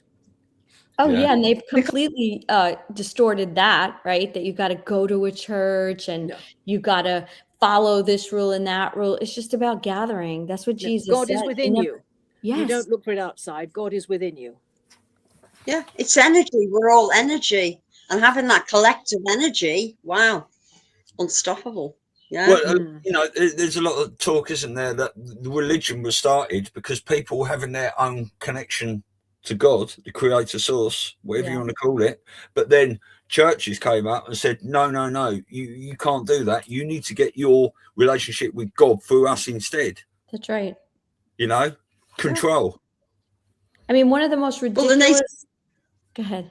Sorry. The Native American Indians will say, why do you go inside a building for God? Yeah, you don't need it. I used to say to the kids, if you want to find God, go out in the garden. Yeah. Be Or with go nature. within. Or go within. Yes. Yeah. Go within, out in nature. Yeah, Yeah. it's both.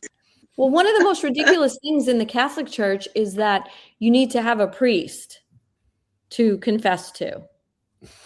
I know.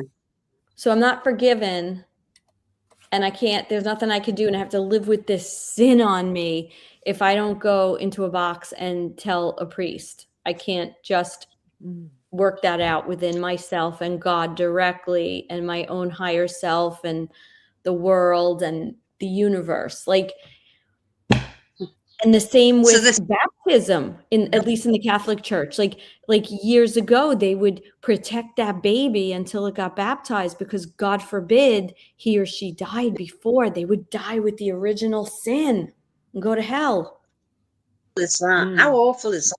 I was brought up a Catholic. Thankfully, my parents weren't religious in that sense. But yeah, fear as a child. So you grow up with this fear. Sinner. How awful. How demonic is that? Seriously. It is. It's terrible. It really terrible. is.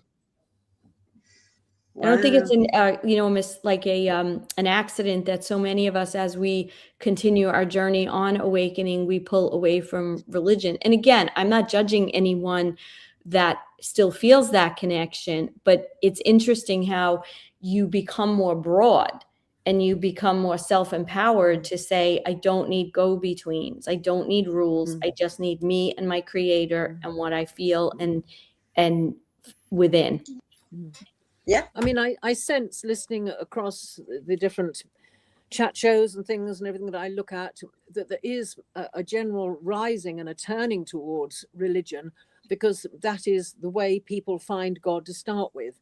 What I'm hoping is that, I mean, I was brought up Church of England, went to a Catholic school for a while, and then, as I said, was Protestant. But then I discovered a spiritual life, and I've been working on that since the 1980s. And I think people will start out with religion because it's like kindergarten, and then they will hopefully move on. So I think it's good that that they are turning towards it, even though it does have, yes, some bad things going on in it. Well, I think if you're using it, like you said, as a way to get to God, but what happens is people that have been, culturally involved in a lot of religions, it becomes about the act. I go to church on Sunday, that makes me a good person. And then they walk out and they're ripping everybody apart and talking about people. I follow this rule and that rule, but, I have no consciousness about the choices I'm making, and I'm just doing things out of fear and because I'm being told to. Then they're missing something to what that original goal is supposed to be. My father used to have a saying, actions speak louder than words. Yeah. And you've got to walk your talk.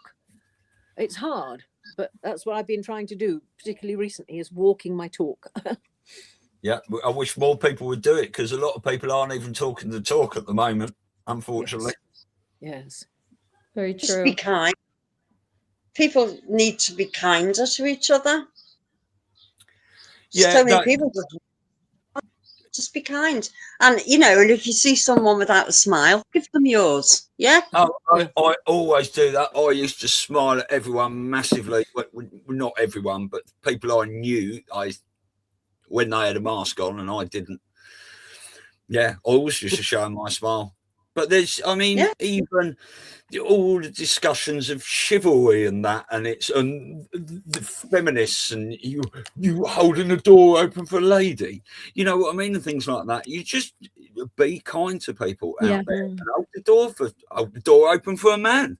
You know, I do. Yeah. There you go, mate. Yep. I do. Yep. If I see a man coming into our local shop and he's got his hands full, I'll open the door for him. And it's just thank you is a much unused word. I think we should use it all more often. Yeah. But smiles, like, I don't know if you've guys noticed this. Do you notice how many people just don't smile? Yes. Yeah. Oh my God. And then you look at parents with kids, and the kids have that same, like, I smile all the time. And then when you do it, it's contagious because people smile, even if they're miserable, you know? And that is the first, because the muscles in the face, when it makes a smile, you're actually letting out. So you're raising your vibration. You're actually emitting different kinds of endorphins through the act of a smile. Like, there's so much more to it. And yeah. It's a bit infectious, like yawning. Yeah. What did I say? Did anybody five muscles? Five muscles. About 200 to frown, doesn't it, or something? Is that what I didn't even know that? Something like that. Don't quote me on that.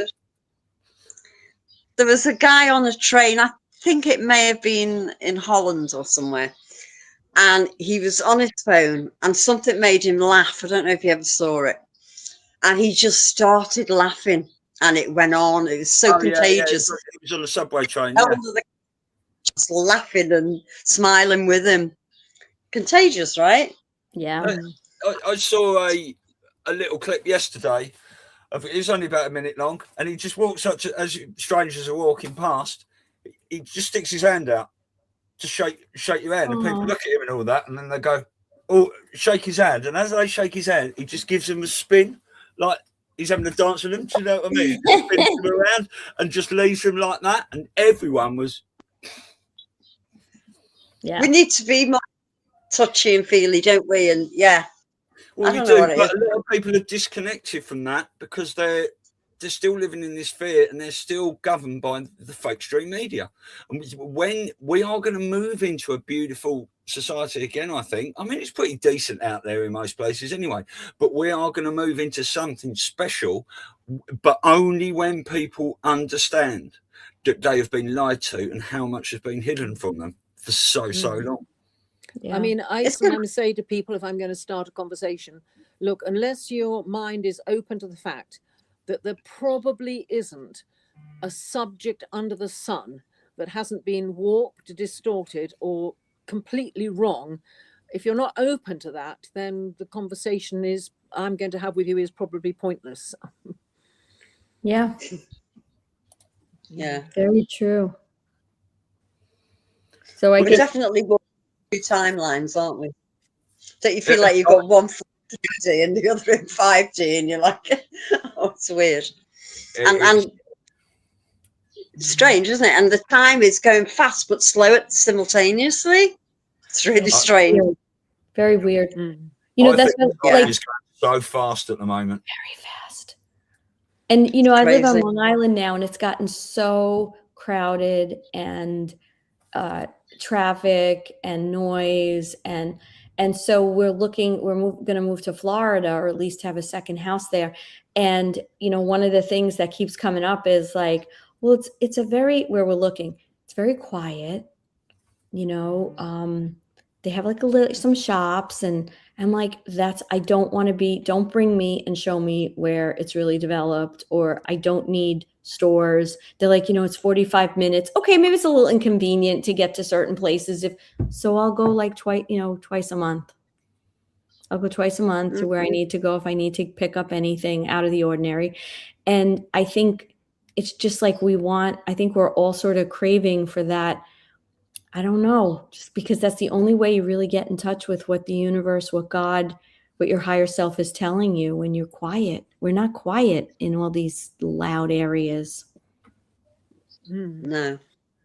I mean, this morning, one of the things my lifestyle changed. I always used to be a bit of a night owl. You know, I can remember before 2020 and everything, like binge watching Netflix till 3 in the morning or reading a good book till 3. Yeah. Now I tend to go to bed when it's dark and sometimes a little bit before, and I wake up early, 5:30. I try to get out and do my sun gazing. This morning, because we'd had rain overnight, which was very welcome, I was telling my daughter about it this morning. There was a rose bush beside me and the sun was shining on it, and every rose was just covered with little diamonds of dew on it, every single leaf, and the sun was shining through it. Then I saw that there was a cobweb also encrusted with little tiny droplets, all caught like diamonds everywhere. And I was sitting listening to the cuckoo and the birds, and I thought, this is just bliss. It's the simple things that bring you such pleasure. And I could look at that rose bush with all those leaves covered in diamonds of rain. It was wonderful. So it's the little It things. is. Yeah, it is. Wow. So, Stu, I had a question that hit me maybe like an hour ago. I want to ask you, if we decide to do an event in England, where is the best place to do it? Like, in your opinion, based on accessibility. I dread the idea of you saying London, which I don't think you will. No, I Okay, good. do it anywhere near London. Right. So what would be, because I don't know. Folkestone. Where? Folkestone. Then I wouldn't have to go anywhere. No, look, there's, I don't know. I couldn't even think about organising something like that, really. Well, don't. Just where would a place be? Well, look, I mean, I could go through it with you. I mean, we have got, I'm in the Garden of England here, but this country, there is some beautiful, beautiful places. When you move out of the big cities, I'm not a city person anyway. I need greenery around me. I need bird noise and all these sorts of things, which is why, I go cycling and running a lot. We live in a town here, but I've only got to run 2 kilometers, and we got all the hills, and there's a big piece of land where the motorway goes through a hill, and there's some cows there and stuff most of the time, but hardly anyone goes there. And you can just stand in that bit of greenery, and there's 3 big hills and a valley and stuff, and it's absolutely beautiful. Sorry, I'm going off subject there, but we've got some beautiful places here. I know I'd love to talk to you and Joe Rosati about it, and maybe get Mark Atwood involved, because he's done a few in this country. And he would potentially have a better idea of how to go about it. But Richard Vobes is very good as well. Yeah. And have you come across Jeff Buys Cars? I have, but I don't watch him. Yeah, no, he's always bringing stuff up. So near where I live in Ledbury, there's a place called the Barn, and I went and watched Andrew Bridgen give a talk there, and Jeff Buys Cars turned up, and as I said, some of the things he was talking about, Andrew Bridgen, that was 2 or 3 years ago, was absolutely amazing. But yeah, Jeff comes out with a lot of stuff, so there's quite a few people that you could get along to it that could be very interesting. I mean, there is not enough hours in my day to watch everyone. It's like I have to watch everyone on 1.5 or 1.75 speed as it is anyway, to fit everything in, and then do the things I want to do personally. But yeah, I mean, I'd love to do that. Obviously, we're talking now with Dana about doing another one in New York, because she loves it. She wants to do just one more, she said. We've talked, if you watch the round table reflections we did the other day when we had all the guys on, Matt Geiger's very involved in this. He wants to put some things on, but we're trying to form a potential little committee now of us lot working behind the scenes together to all network with each other and all help each other and bring on more and more events, because this is what it's all about. This one we had in Long Island, the tickets were selling quite slowly, weren't they? But then they went and like that, and we had a full house on the Saturday. We had a few less on the Sunday, but it was like, and I don't get involved in the money or anything like that. It was, I think Donna was going to lose a lot of money to start with, wasn't she? Whether she broke even or not, I don't know. But it was just about getting people together like we're doing now, right? This is why Elisa and I decided to do this, because Jason Q, a good friend of ours, and Dina, they a lot of their people that watch him all the time come into our chat. And Jason Q does a Zoom every Saturday night. It was 2 p.m. Eastern. It's 7 p.m. in the UK. And I'm going in there tonight. And I think Elisa's going to pop in for a bit. And it's just salt of the earth people, you know, a lot of people in the chat. And it's brilliant. And Jason Q posts this free Zoom link in his We Not Me channel on Telegram and other places. And it is just another great place to chat. And there's normally 15, 20 people in there. You know, just chatting like we are now. And it's not a live thing like this. There's no comments. It doesn't ever get put out. It's just a discussion behind the scenes where people can meet and have a, chat together, because a lot of these people are isolated and on their own in various places of the world. It's beautiful. Yes. Yeah. I think it's important, isn't it? Yeah, and I think more people should do it. You know, Rambo and Dave, they do a call-in every Friday night, and that's going so well that they're talking about maybe doing 2 call-in shows a week. And I think if people just want to go out there and podcast and stuff like that and earn money and do this sort of thing without really engaging with the people that follow them, fair play to them. You know, everyone's doing things in different ways. But Elisa and I find it very important, and I know Jason Q and Dina do, especially, to really interact and engage with the people that are showing them love. Yeah. You know? Yeah. And certainly meeting in person. I've got family members who are therapists. And, during COVID, they had to do everything online. But when you meet someone in the flesh, you don't realize how much interaction occurs than you can't have even online. Just the energy that you can feel. Have any of you come across that poem called "The Heart Is Not a Pump"? Yes, I think so. You don't know it off by heart, do you? No, I don't know it off by heart, no. But it just makes you realize that the amount that the heart gives off, the energy field. So if you were working, like Lisa, when you work with your clients, you don't realize how much you're picking up from body language and from this field of coherence that comes out from them, which you can't get online. So I think it's important meeting people, yes. Oh, 100%. There's no comparison. I mean, the good news is that, doing things online allows people to connect from all over, right? So it's really an amazing thing. But you're right, you can't replace that with what happens when we are within each other's company. And that's the other thing. Like, if you think about, I'm minimizing, but I'm just saying, even with the 6 feet apart, like, I know there was more to it and everything, that they were trying to control, but think about the lack of energy. Like, think about when you're on a line or you start a conversation, you feel someone if they need help, or, oh, can I help you with that? Or, oh, you only have one item, go ahead of me. Like, all of that was missing. It was dehumanized too. Yeah, but it's done on purpose, I'm sure. Of course. Yes. But out in public, you feel people's energy, and if it's off, it's off. Your intuition's saying no, and if it's on, you connect immediately. So that's how we find each other. I mean, I think you have to strengthen your aura almost before you go out. I was thinking about it this morning. Many years ago, back in the 80s, I put the children to bed.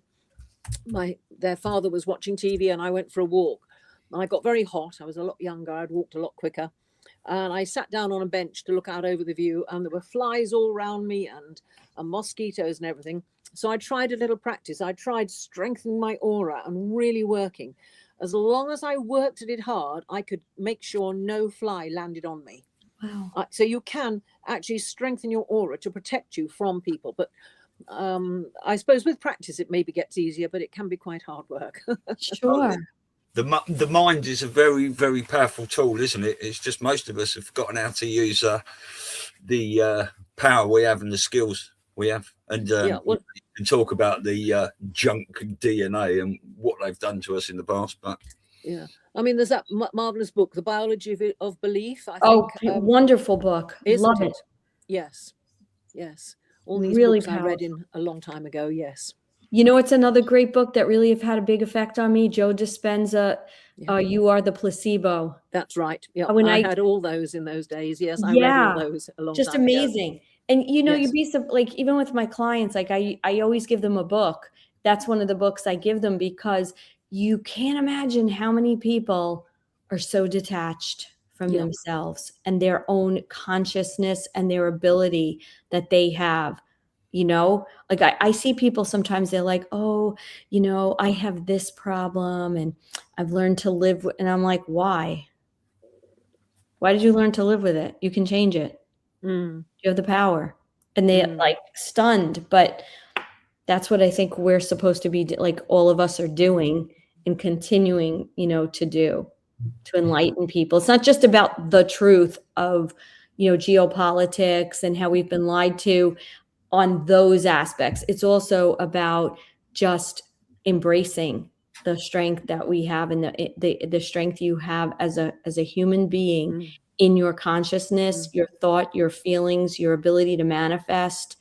That's why people are so, like we were saying before, just hollow. Well, I mean, just the other day, I wanted to open a jar of kimchi, and I tried, and I tried everything, and I couldn't open it. I came back, and my first thought was, I'll give it another try. And then I thought, no, the word try doesn't mean success. Right. So I changed my words, and I walked up to it, and I said, I am going to open you. And it did. I think it was just pure luck, but you know, it's we so many probably times, not, but you probably loosened that. It might have been. Just It might have been. one little, Yeah, but you know, it's like I wanted to join in this a couple of times, and I thought, oh, I'll give it a try, and then I thought, no, this time I've got to actually do it. I'm going to say I am going to do it today, because before I kept saying I'll try and join you, but I kept saying I've got to take the word try out, because as you say, it doesn't give you the proper programming. Try and want. You can't want something. You have to. Right. There are all these words. Like when I get up in the morning, the first thing I say in my head is, today is a wonderful day. Because if you say it's going to be, well, when? How long? Yeah. Right? It is a wonderful day, or it is a spectacular day. It's all the language too. When I wake up, I say, thank you, God, that I've woken to yet another lovely day. Thank you. Oh yeah, gratitude is a powerful, powerful thing. It's the fastest way to raise your vibration.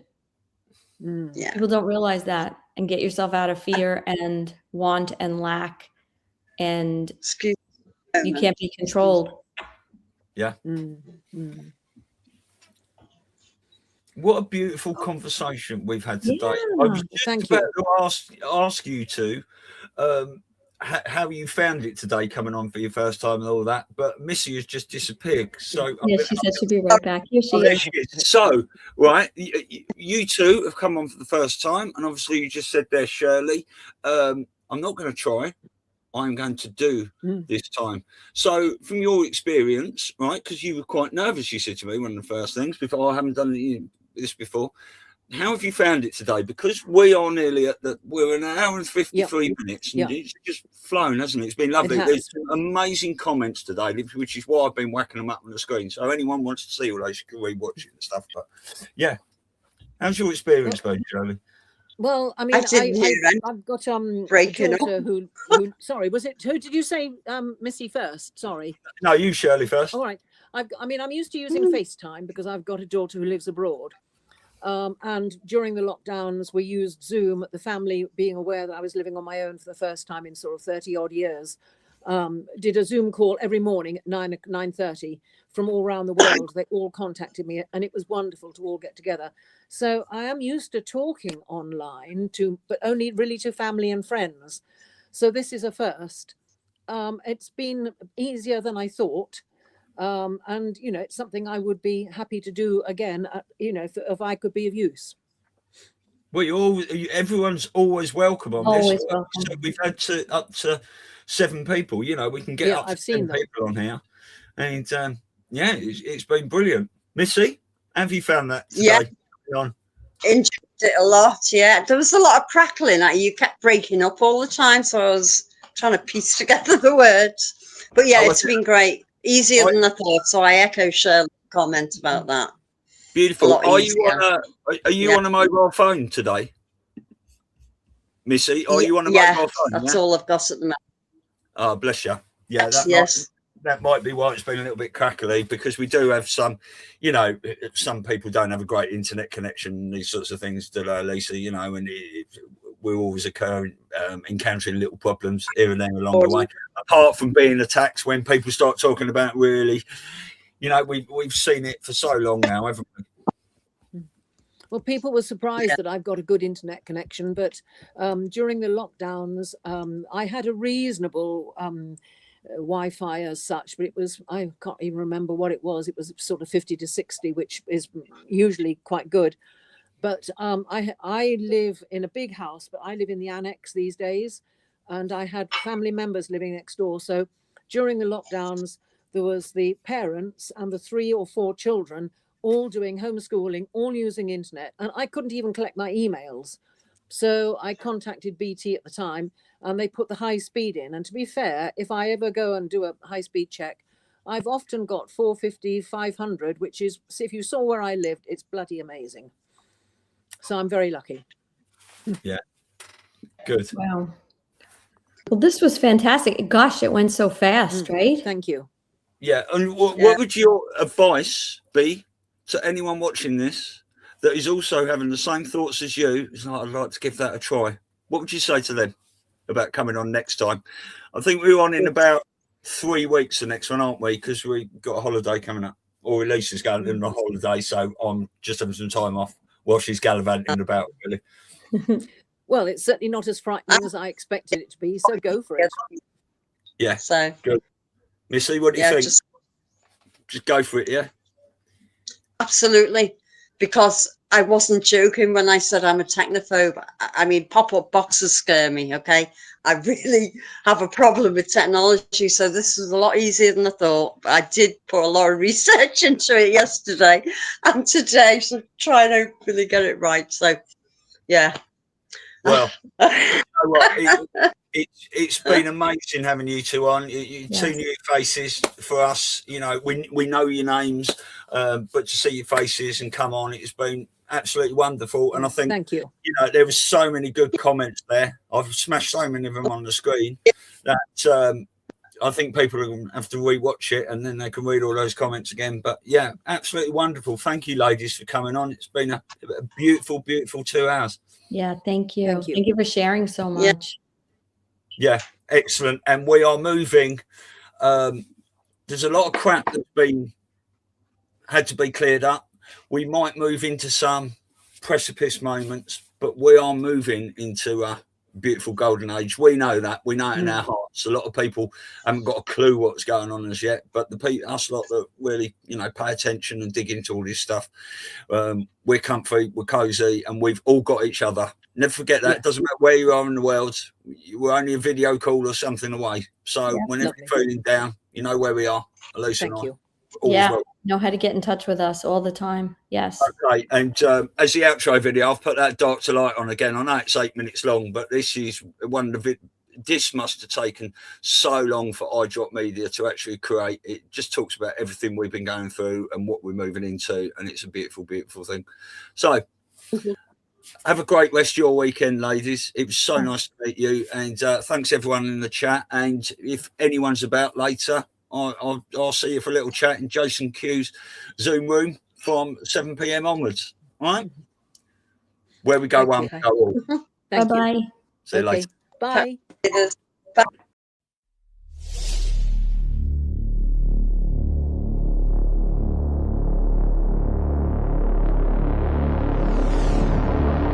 We're moving from dark to light.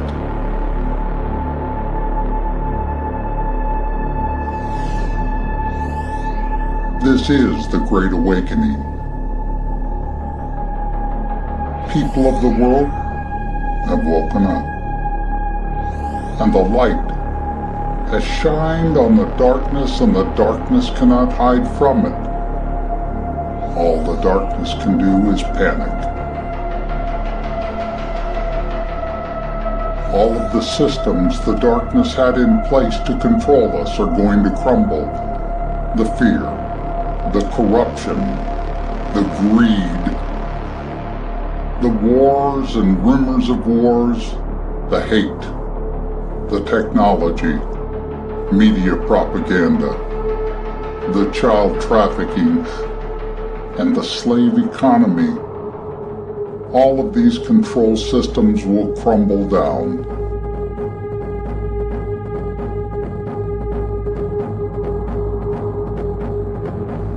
The darkness will collapse in only a few countries at first, but other countries will soon follow.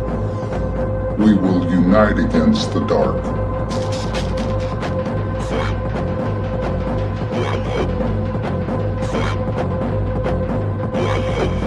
How will it be walking into the light after thousands of years of darkness?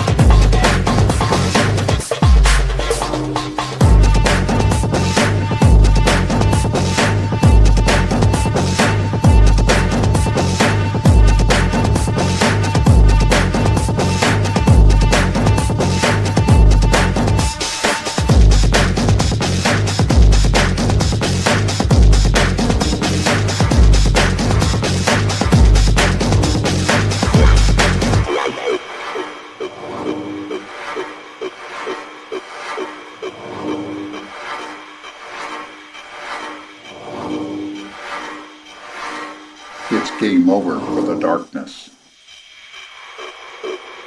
Are you ready for the light? Welcome to the new Earth.